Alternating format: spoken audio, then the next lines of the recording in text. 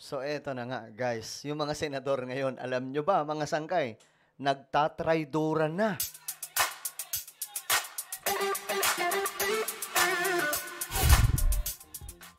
Ngayon kasi mga sangkay, no, lumalabas na po yung tunay na kulay nitong mga senador. Talagang, sabi pa nga mga sangkay, sa politika walang permanenteng kaibigan. Anong permanente? Interest. Hanggat nakikinabang, doon sila. Kapag wala nang pakinabang, sisibat na sila. Ngayon nangyayari yan mga sangkay. Aba, nag-aagawan ngayon sa pwesto itong mga senador. At nagtatraydoran na po mga sangkay. Pag-uusapan po natin yan. But anyway, bago tayo magtuloy-tuloy, no, sa mga hindi pa po dyan nakakapag-subscribe at gustong mapabilang sa dumaraming mga solid sangkay, makikita nyo po yung subscribe button sa baba ng video na to. I-click nyo lamang po yung subscribe, i-click ang bell, at i-click nyo po yung all. Sa mga nanonood naman po sa Facebook, i-follow nyo po yung ating Facebook page. Okay. Eto, umpisa na po natin to, mga sangkay. Eto kasi, ang balita. Senator Amy Marcos said she is open to become the next Senate President if her colleagues chose her. Though she is not actively pursuing the position. Ngayon mga sangkay, makikita po natin na maging si Amy Marcos ay interesado sa posisyon ng pagka-Senate President. Ngayon, si Chis Escudero na mga sangkay nakikipaglaro. Tingnan nyo dahil po sa pwesto, dahil po sa kapangyarihan, sila gumagamit po sila ng mga taktika para mapanatili, yung iba naman gumagamit ng taktika para makabingwit, para just in case, no, baka sakali may masipa. Ngayon, eto. Sabi dito, Senator Amy said that a few senators have pushed her to pursue the post. So may iilan daw pong mga senador na nagtutulak sa kanya na maging Senate President. At ayon po dito, may nakisuyo lang sa akin na ako na lang daw ang tatakbo. Nako po, mga sangkay. Mayroon pa. Hindi lamang po siya. Andyan si Tito Soto. Sino po ba? Mayroon din, mga sangkay, tinutulak si Bongo. Mayroon pa. Si Marcoleta. So marami-rami mga sangkay na, kumbaga, nagtutulakan. At nagpaparamdam na tila baga mga uhaw sa kapangyarihan. Pambihira. However, sabi niya dito mga sangkay, she said she is listening to the platforms of Senate President Chis Escudero and former Senate President Tito Soto, emphasizing the need for a solid agenda and strong fiscal oversight. Nakikinig ako sa mga kandidato. Si SP Chis, tatakbo ulit. Si former SP Tito Sen, nagre-recruit din. Lahat sila nangangampanya. Nakikinig ako. Klarong plataforma. Kaya nga mga sangkay, hindi po nakapagtataka itong mga laglagan ng mga politicians.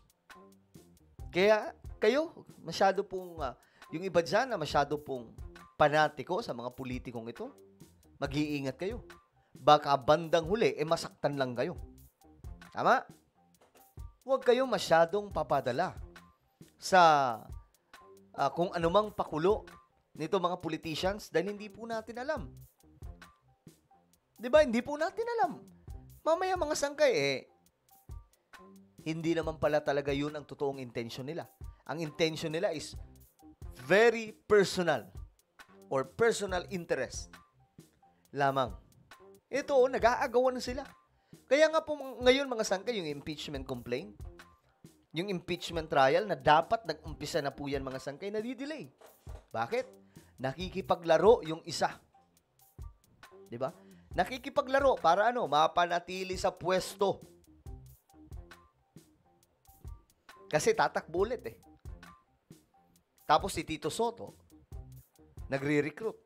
Mayroon pa, sila Bongo, Marcoleta. Ngayon si Amy Marcos. Diyos mio, Marimar. Naku, hindi na rin po ako magtataka kung dadating sa punto na may mga mag-aaway-away dyan. Di ba? May mga mag-aaway-away. At ito nga ang very interesting, yung paparating na 2028. Sino ang lalabas na i-endorso ni PBBM sa pagkapangulo? Magulat tayo, biglang si Sara Duterte palang inendorso. No, naku po, sandamakmak na yung batikos natin, tapos sabay ganun. Diba? So, alam nyo, ang solution dito, mga sangkay, para matapos itong mga traidoran ng mga politicians, mag-parliamentary system po tayo. Ganun po. Alam nyo, napakaganda ng parliamentary system. Yung maraming mga bansa, ng mga malalago, mga bansa sa Europe. Dito naman sa Asia, meron po tayo. Diba? Andyan po yung Japan, andyan yung itong Singapore. Napakaganda mga sangkay.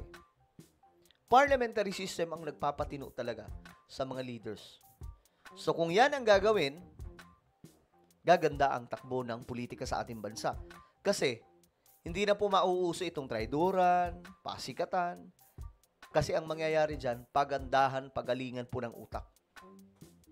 Kapag matalino ka, then iboboto ka.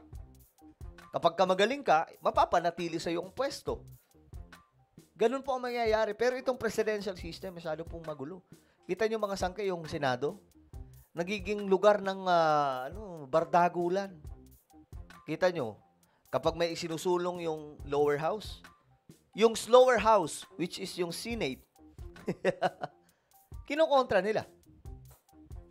Ganyan po mga sangkay ang kalakaran.